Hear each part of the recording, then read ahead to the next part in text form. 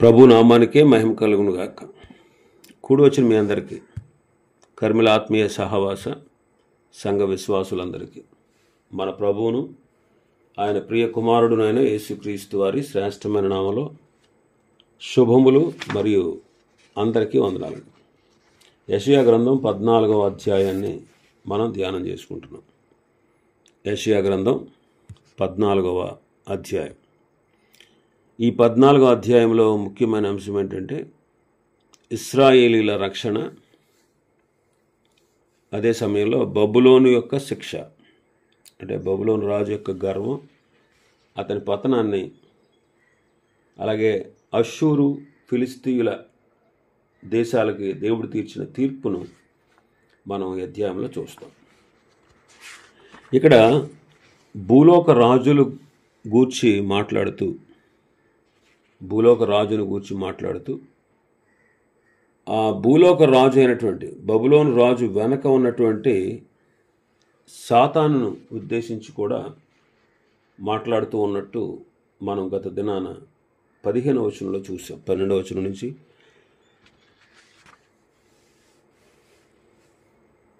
12వ వచనం నుంచి 15వ వచనం వరకు మనం చూసాం. సాతాను 5 విధాలుగా వాడు తాను హెచ్చించుకున్నాడు. 5 విధాలుగా వాడు పతనం అవడాన్ని మనం చూసాం. మరి మన పరలోకపు రాజు అయినటువంటి యేసుక్రీస్తు ప్రభువారు 7 విధాలుగా తాను తగ్గించుకున్నారు. ఫిలిప్పీ పత్రికలో మనం చూస్తాం. ఫిలిప్పీ పత్రిక 2వ అధ్యాయం 5వ వచనాన్ని 6వ వచనం నుంచి మనం చదివితే 5వ వచనం నుంచి, క్రీస్తు యేసునకు కలిగిన ఈ మనస్సు మీరును కలిగి ఉండుడి.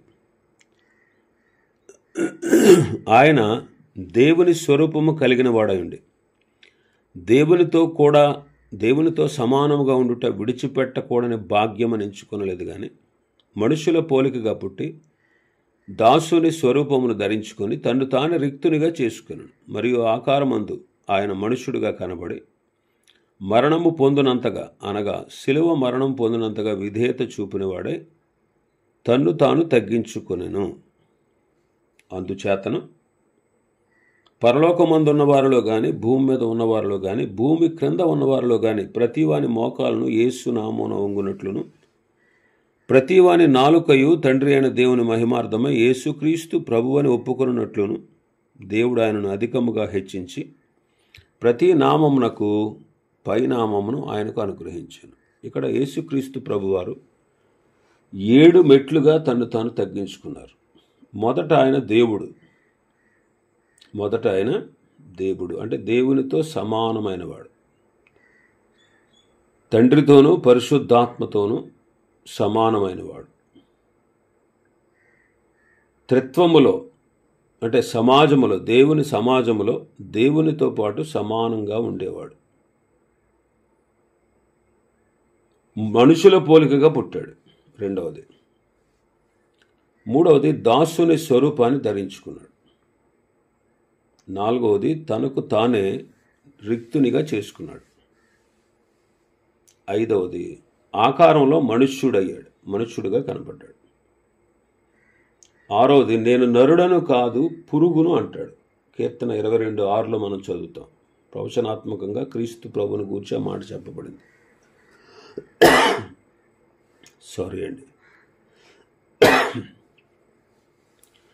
మరణము పొందినంతగా ఆయన తన్ను తాను తగ్గించుకున్నారు. మరణం పొందినంతగా. దేవుడు ఎన్నడూ మరణం పొందేవాడు కాదు, కానీ మానవుడై మరణము పొందినంతగా తాను తగ్గించుకున్నాడు. 7వది మామూలు మరణం కాదు, నీచమైనటువంటి ప్రపంచములో నీచమైనటువంటి హేయమైనటువంటి శిలువ మరణాన్ని ఎంచుకున్నాడు. ఆయన అంతగా తాను తగ్గించుకున్నాడు. ఆయన సంపూర్ణంగా తగ్గించుకొని ఇంక తగ్గించుకోవడానికి ఇంకొక మెట్టు క్రిందకు లేదన్నమాట. తను తానే తగ్గించుకున్నాడు.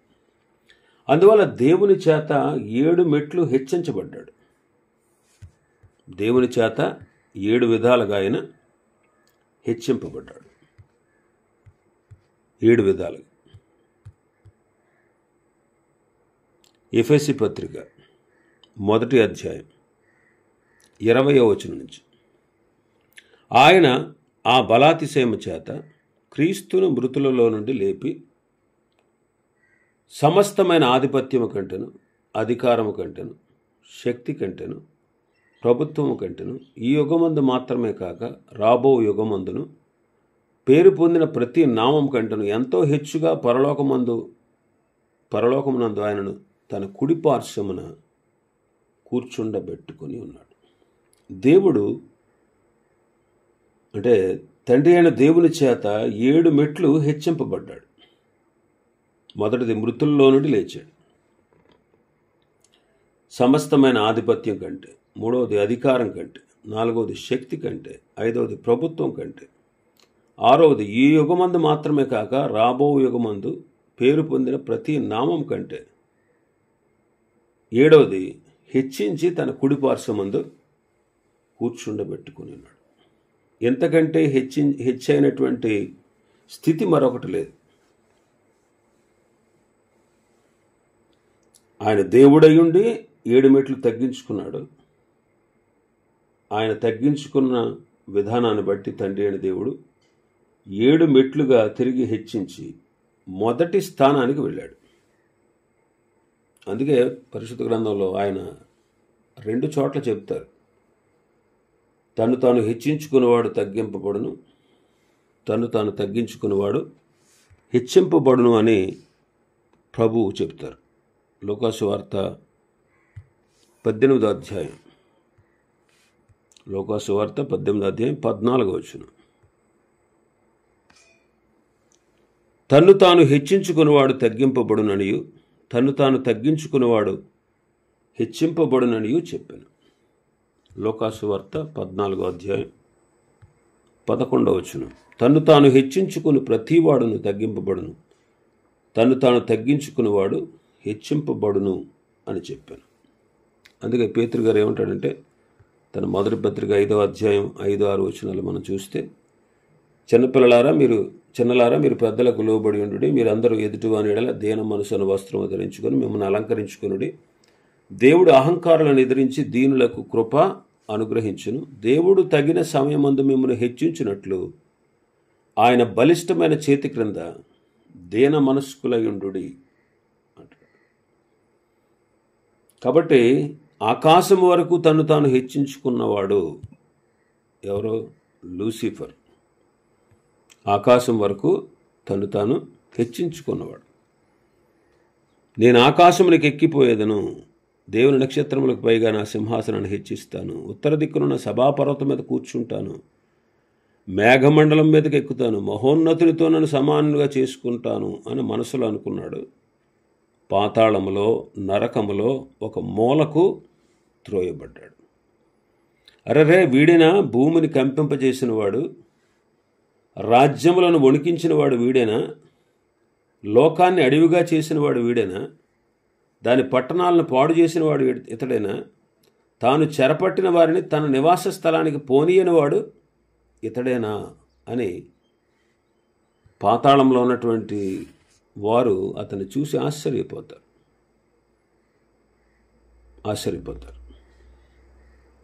ఇక మనం చూస్తే మన భాగంలో 16వ వచనం నుంచి చూస్తే, యెషయా గ్రంథం 14వ అధ్యాయం 16వ వచనం నుంచి చూస్తే 16 నుంచి 20 వరకు బబులోను రాజు యొక్క సంపూర్ణ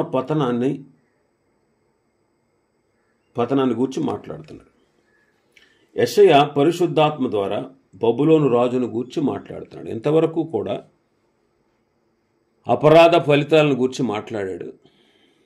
ఇంతవరకు మరి బబులోను రాజు వెనక ఉన్నటువంటి లూసిఫర్ అయినటువంటి ఆది సర్పమైన మహాఘట సర్పమైన సాతాను గూర్చి ప్రవచనాత్మకంగా మాట్లాడాడు. ఇప్పుడు భూలోక రాజును గూర్చి ప్రవచనం చెబుతున్నాడు. బబులోనును ఏలినటువంటి భూలోక రాజులను గూర్చి, బబులోనును ఏలినటువంటి రాజులను గూర్చి మాట్లాడుతున్నాడు. 16-17 వచనాలు, నిన్ను చూచువారు నిన్ను నిదానించి చూచుచు ఇట్లు తలపోయిదురు, భూమిని కంపింపజేసి రాజ్యములను వణికించిన వాడు ఇతడేనా? లోకమును అడవిగా చేసి దాని పట్టణములు పాడు చేసిన వాడు ఇతడేనా? తాను చెరపట్టిన వారిని తన నివాస స్థలమునకు పోనీయని వాడు ఇతడేనా? జనముల రాజులందరూ ఘనత వహించిన వారే తమ తమ నగరుల యందు నిద్రిస్తున్నారు. అయితే నీవు సమాధి పొందక పారవేయబడిన కొమ్మ వలె ఉన్నావు. ఖడ్గము చేత పొడవబడి చచ్చిన వారి శవములతో కప్పబడిన వాడవైతివి. త్రొక్కబడిన పీనుగు వలెనైతివి. బిలము యొక్క రాళ్ల యొద్దకు దిగుచున్న వాని వలె ఉన్నావు అంటాడు. ఇక్కడ జనములను చెరపట్టాడు. తాను చెరపట్టిన వారిని తన నివాస స్థలమునకు పోనీయనివాడు. సాతాను కూడా చెరపట్టి అసలు యాక్చువల్గా మానవుని యొక్క స్థానాన్ని తప్పించి, మానవుని యొక్క స్థానము దేవునితో నిత్య నివాసం అయితే సాతాను వారిని చెరపట్టి మానవులందరినీ నిత్య నాశనానికి తీసుకువెళ్ళాలని వాళ్ళ గమ్యాన్ని డెస్టినేషన్ని మార్చి పడేశాడు అపవాది. అయితే దేవుడు తన కుమారుని ద్వారా వాడి యొక్క తలను చెతగొట్టి, వాడి ఆలోచనను చెదరగొట్టి, తనను అంగీకరించిన వారిని తన వశము చేసుకుని తన యొద్దకు వారిని ఏర్పరచుకున్నాడు. అందుకే ఇక్కడ అంటున్నాడు, నీవు సమాధి పొందనేరక పారవేయబడిన కొమ్మలాగా ఉన్నావు అంటాడు. ఒకవేళ సాతాను చెరపట్టినా దాని నుంచి విడుదల చేసేవాడు మన ప్రభువే. అందుకే ప్రకటన గ్రంథం 1వ అధ్యాయం 6వ వచనంలో మనం చదువుతాం, మనలను మన పాపముల నుంచి విమోచించినవాడు. మార్కు సువార్త 5వ అధ్యాయంలో చదువుతాం, దెయ్యములు పట్టినవాడు, శానా దెయ్యములు పట్టినవాడు, వాడిని విడిపించాడు ప్రభు. అపవిత్రాత్మ ఆ వ్యక్తిని విడిచి పొమ్ము అని ప్రభు ఆజ్ఞాపించారు. కాబట్టి విడుదల కలగజేసేవాడు మన ప్రభువే. బబులోను రాజును గురించి చెప్పబడుతున్న మాట ఏంటంటే, నీవు సమాధి పొందనేరక పారవేయబడిన కొమ్మ వలె ఉన్నావు అంటాడు. పారవేయబడిన కొమ్మ వలె ఉన్నావు. పాత నిబంధన భక్తులు, మరి యూదులు, వారు చనిపోయిన తర్వాత వారి పితరులు సమాధులు ఉన్నటువంటి ప్రదేశంలో వారు సమాధి చేయబడితే అది ఘనతగా భావించేవారు. అది ఘనతగా భావించారు. అందుకే రాజులందరినీ ఒక చోట, అలాగే ఒక వంశీయులందరినీ ఒక చోట, ఒక గోత్రముల వారందరినీ ఒకే చోట పాతిపెట్టేవారు. అయితే యూదా దేశాన్ని పరిపాలించినటువంటి రాజుల్లో ఇద్దరు రాజుల సమాధిలో పాతిపెట్టబడక వేరుగా పాతిపెట్టబడతాం మనం చూస్తాం. ఒకడు యెహోరాము, రెండవది ఆహాజు. దినవృత్తాంతాల 2వ గ్రంథంలో 21వ అధ్యాయంలోను 28వ అధ్యాయంలోను మనం చూస్తాం. అది వారికి అవమానం అన్నమాట. అంటే రాజుల సమాధిలోనికి తేబడక వేరుగా పాతిపెట్టబడ్డం, అది వాళ్ళకి అవమానంగా భావించేవారు. అది నీచంగా హేయముగా ఎంచేవారు. అలాగే ఇక్కడ కూడా అతడు బయట పారవేయబడి సమాధి పొందనేరక పారవేయబడిన కొమ్మలాగా ఉన్నాడు. అందుకే బబులోను ఆఖరు రాజు అయినటువంటి బెల్షజరు రాజు అయినటువంటి మాదీయ రాజుల చేత అతడు హతము చేయబడతాడు. చివరి రాజు అనమాట, బబులోను చివరి రాజు. బెల్షజరు ద్వారా వారి సంతానాన్ని దేవుడు నాశనం చేశాడు. వారి పసిపిల్లలని, వారి వృద్ధులను కూడా అంతమొందించాడు. ఇంకా మనం చూస్తే 21వ వచనం నుంచి 23వ వచనం వరకు, 21వ వచనం నుంచి 23వ వచనం వరకు మనం చదివితే, వారు పెరిగి భూమిని స్వతంత్రించుకొని పట్టణములతో లోకమును నివసం నింపకుండునట్లు తమ పితరుల దోషములను బట్టి అతని కుమారులను వధించుటకు దొడ్డి సిద్ధపరచుడి. సైన్యములకని అధిపతి అని యెహోవా వాక్కు ఇదే, నేను వారి మీదకి లేచి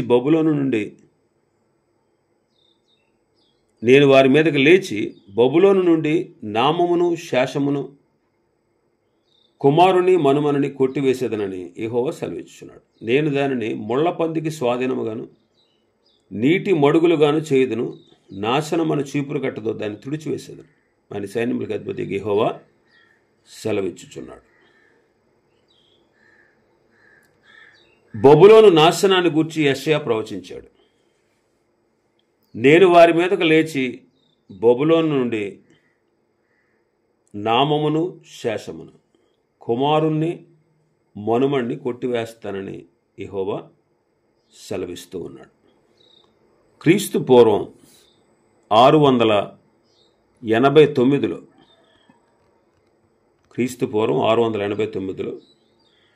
అష్షూరు చేత బబులోను నాశనమైంది. నక్కలు అక్కడ పండుకుంటాయి, గురుపోతులు అక్కడ నివసిస్తాయి, కొండ మేకలు అక్కడ గొంతులు వేస్తాయి. నిజానికి సన్హెరీబు బబులోను నాశనం చేసిన తర్వాత ఇలాంటి మాటలతోనే బబులోను చిత్రీకరించాడు. ఆ తర్వాత క్రీస్తు పూర్వం 539లో మాదీయ పారసీకులు బబులోనును ముట్టడించినప్పుడు బబులోను పట్టణాన్ని ఏమాత్రం నాశనం చేయలేదు, కానీ దానిని వాణిజ్య సాంస్కృతిక కేంద్రంగా వాళ్ళు కొనసాగించారు. ఇంకా మనం చూస్తే మన భాగంలో 24వ వచనం నుంచి 27వ వచనం వరకు, 24 నుంచి 27 వరకు అష్షూరీయుల ఓటమిని గూర్చి రాయబడింది. సైన్యములకు అధిపతి యెహోవా ప్రమాణపూర్వకంగా ఇలా సెలవిస్తున్నాడు, నేను ఉద్దేశించినట్లు నిశ్చయముగా జరుగును, నేను యోచించినట్లు స్థిరపరచబడను. నా దేశములో అష్షూరును సంహరించదను, నా పర్వతం మీద వారిని నలగ ద్రొక్కెదను. వాని కాడి నా జనుల మీద నుండి తొలగిపోవును, వాని భారము వాని భుజం మీద నుండి తొలగింపబడును. సర్వలోకమును గూర్చి నేను చేసిన ఆలోచన ఇదే, జనములందరి మీద చాపబడిన బాహువు ఇదే. సైన్యములకు అధిపతి యెహోవా దానిని నియమించి ఉన్నాడు, రద్దుపరచగలవాడెవడు? బాహువు చాచినవాడు ఆయనే, దాన్ని త్రెప్పగలవాడు ఎవడు అంటాడు. అష్షూరీయుల ఓటమిని గూర్చి ఇక్కడ చెప్పాడు. తన ప్రణాళికను నెరవేర్చుకోవడానికి దేవుడు అష్షూరును పావుగా వాడుకున్నాడు, కానీ తర్వాత దానిపైన తన తీర్పును ప్రకటించాడు. అష్షూరును సంహరిస్తాను, నా పర్వతం మీద వాడిని నలగద్రొక్కుతాను అంటున్నాడు. యెరూషలేము హిజ్కియా కాలంలో అష్షూరీయులు యెరూషలేమును ముట్టడించినప్పుడు ఇది జరిగింది. అప్పుడు ఒక దూత బయలుదేరి అష్షూరు వారి దండుపేటలో 185,000 మందిని మొత్తాడు. సైన్యములకు అధిపతి యెహోవా దానిని నియమించి ఉన్నాడు. దేవుడు ప్రణాళికను రచించాడు. ఆయన ప్రణాళికకు ఎవరూ అడ్డు రాలేరు. ఆయన చేయాలనుకున్న దాన్ని ఎవడు కూడా, ఆయన నియమించిన దాన్ని ఎవడు రద్దు చేయలేడు. ఆయన బాహువు చాపితే ఆయన బాహువును త్రెప్పగలిగేవాడు ఎవడు లేడు. ఇంకా మనం చూస్తే ఈ అధ్యాయంలో 28వ వచనం నుంచి ఆఖరి వరకు రాజు అని హిజ్కియా మరణమైన తర్వాత ఫిలిస్తీయాను గూర్చి దేవోక్తి. ఫిలిస్తీయాను గూర్చి, ఫిలిస్తీయాపై తీర్పు ఇక్కడ మనం చూస్తున్నాం. రాజైన ఆహాజు మరణమైన సంవత్సరాన్ని వచ్చినటువంటి దేవోక్తి ఫిలిస్తీయుల గూర్చి. తాము నాశనాన్ని నుండి తప్పించుకున్నాము అని అనుకున్నప్పుడు క్రీస్తు పూర్వం 715లో దేవుడు ఫిలిస్తీయుల పట్టణాల నాశనాన్ని గూర్చి చెప్పాడు. ఈ ప్రవచనం వచ్చిన 4 సంవత్సరాలకు క్రీస్తు పూర్వం 711లో ఫిలిస్తీయా నగరమైన అస్తాదు అష్షూరుపై తిరుగుబాటు చేశారు. అష్షూరీయులు ఫిలిస్తీయాను ఓడించి తన రాజ్యంలో విలీనం చేసుకున్నారు. ఇది అష్షూరు రాజైనటువంటి సర్గోన్ అనే వ్యక్తి ఆధ్వర్యంలో క్రీస్తు పూర్వం 722 నుంచి 705 వాళ్ళ మధ్యలో జరిగింది. ఫిలిస్తీయులను దేవుడు నాశనం చేశాడు. ఫిలిస్తీయా నిన్ను కొట్టిన దండమును తుత్తులుగా విరవడనని అంతగా సంతోషింపవు. సర్పబీజము నుండి మిడినాగు పుట్టును, దాని ఫలము ఎగురు సర్పము. అప్పుడు అతి బీదలైన వారు భోజనం చేయుదురు, దరిద్రులు సురక్షితంగా పండుకొందురు. కరువు చేత నీ బీజమును చంపేదను, అది నీ శేషమును హతము చేయను. గుమ్మమా ప్రలాపింపుమే, పట్టణమా అంగలార్పమే. ఫిలిస్తీయా నీవు బొత్తిగా కరిగిపోయి ఉన్నావు. ఉత్తర దిక్కు నుండి పొగ లేచుచున్నది, వచ్చివారి పటాలంలో వెనుక తీయబడు ఒకడును లేడు. జనముల దోతకీయవలసిన ప్రత్యుత్తరం ఏది? యెహోవా సియోనును స్థాపించి ఉన్నాడు, ఆయన తన జనులలో శ్రమనొందిన వారు దాన్ని ఆశ్రయింతురని చెప్పవలెను. ఫిలిస్తీయా ఆహాజు కాలంలో యోదాను చూశారు. హిజ్కియా వాళ్ళను ఓడించాడు. మన ప్రభు వచ్చినప్పుడు వారిని సంపూర్ణంగా ఓడిస్తాడు. ఫిలిష్తియా నిన్ను కొట్టిన దండును తుత్తునీలుగా విడవబడినని నువ్వు అంతగా సంతోషించొద్దు, నిన్ను నేను నాశనం చేస్తాను అని చెప్తున్నాడు. ఆహాజు కాలంలో అష్షూరు నాశనం అయినప్పుడు పేదలకు గొప్ప ఆహారం దొరికింది. అలాగే ఫిలిష్తియను కూడా దేవుడు నాశనం చేస్తాడు. సియోనును స్థాపిస్తాడు. ఆయన జనులలో శ్రమనొందిన వారు దాన్ని ఆశ్రయిస్తారు అంటున్నాడు. సియోను ఆశ్రయం అవుద్ది, దేవుడే దానికి ఆశ్రయముగా ఉంటాడు అని సెలవిస్తూ ఉన్నాడు.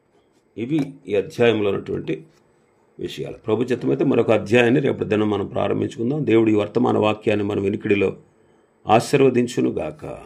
ఆమేన్.